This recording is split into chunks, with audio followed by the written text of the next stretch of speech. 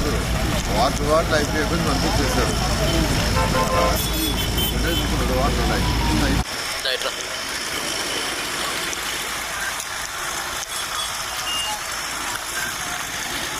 అట్టాయమ్మా, అదంతా నుంచి మీకు ఆ రోడ్ అంతా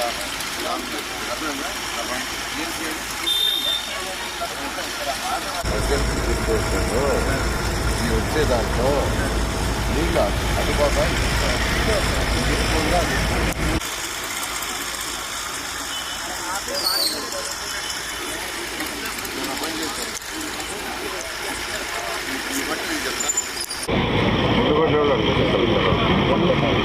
తెలిసిందే. విజయవాడ నగరం పక్కనున్న విలేజెస్ ఎలా యాక్చువల్గా నీళ్ళల్లో మునిగిపోయినాయి. అయితే విలేజెస్ కూడా రెక్టిఫై అయిపోయినాయి. ఏదైతే వీళ్ళు జక్కంపూడి అలా ఉంటున్నాయి కూడా యాక్చువల్గా వాటర్ నుంచి బయటకు వచ్చినాయి. అయితే విజయవాడ నగరంలో ఉన్న 32 వార్డులలో ఒక 3 వార్డులు 61, 63, 64 ఈ 3 వార్డులలో కూడా కొన్ని వీధుల్లో వాటర్ ఉంది. దానికి అన్ని విధాలా ప్రయత్నిస్తున్నాం. అయితే ఆ వాటర్ ఇప్పుడు కూడా నేను పోయి మొత్తం స్టడీ చేసి బండ్ రోడ్డు అంతాను చేసిన ఏంటంటే అవతల పొలాల్లో పడ్డ నీరు యాక్చువల్గా వచ్చేస్తుంది. దాన్ని కంట్రోల్ చేయాలంటే యాక్చువల్గా ఆ బండ్ ఏదైతే ఉందో ఆ బండ లోపల నీళ్ళు ఉంది. చాలా పెద్ద బండ్ అది. అదంతా మొత్తం ఇప్పుడు స్టడీ చేసి వచ్చాను.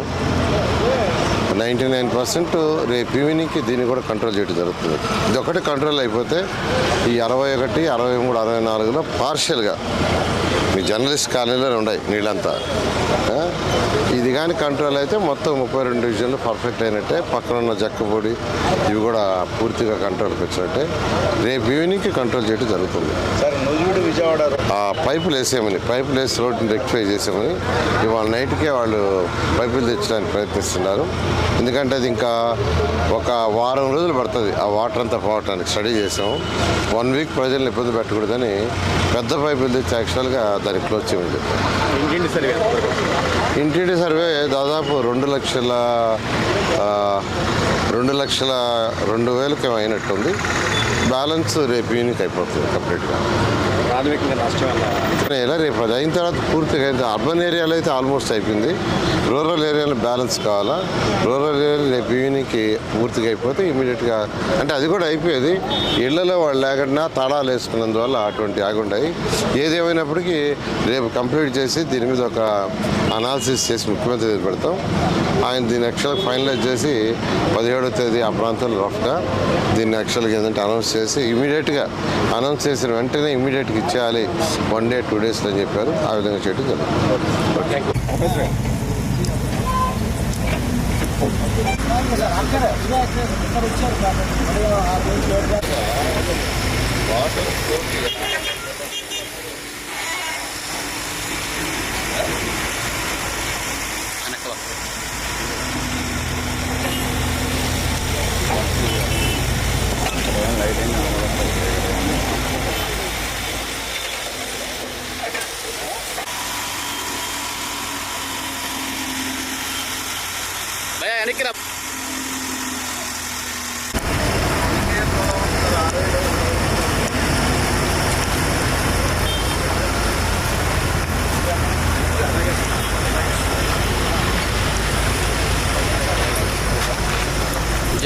విజయ్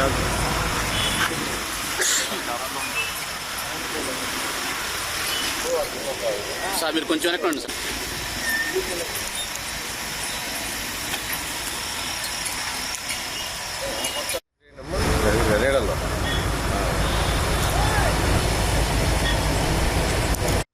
ఇక్కడ ఫోర్స్ లేనట్టు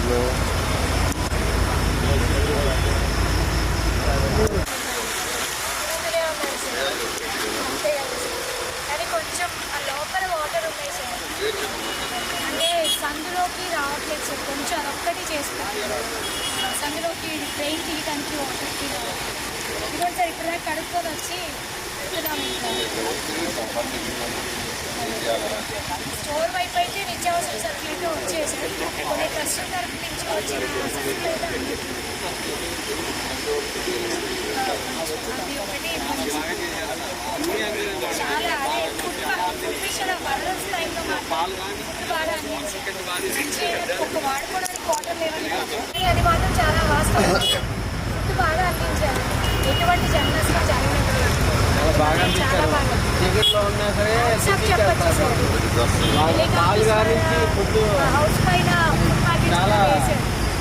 పిల్లలు కూడా చాలా హ్యాపీగా ఫీల్ అయ్యారు. ఫుడ్ కూడా క్వాలిటీగా ఉంది sir. Thank you so much sir.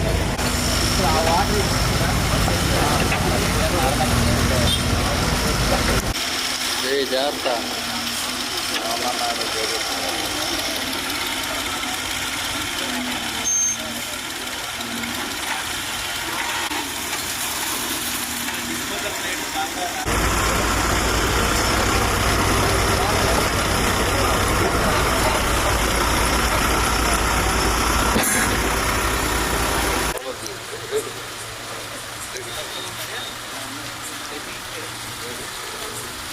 సదా పట్టు తీసేద్దాం.